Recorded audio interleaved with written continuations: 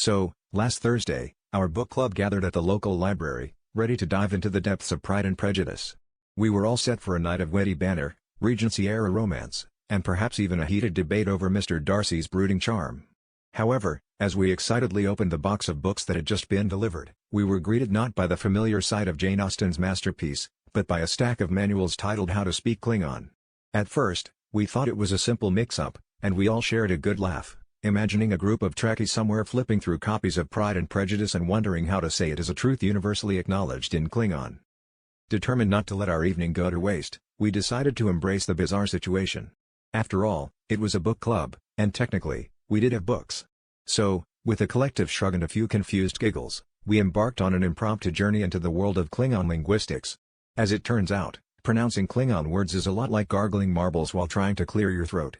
My friend Martha, who had a cold, was particularly convincing, and we all had a good laugh at her expense as she attempted to say hello in Klingon, which sounded more like a battle cry than a greeting.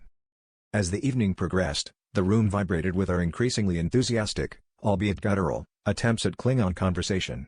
We even started translating famous Austen quotes into Klingon, which, unsurprisingly, sounded much more aggressive than the originals.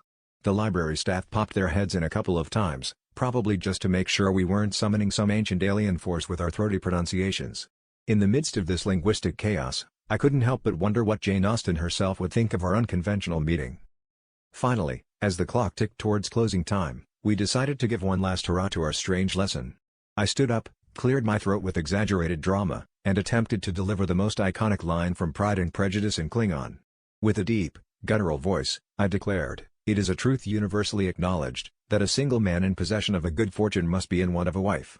There was a moment of stunned silence before Martha, ever the quick-wit, chimed in with, "or at least a decent universal translator."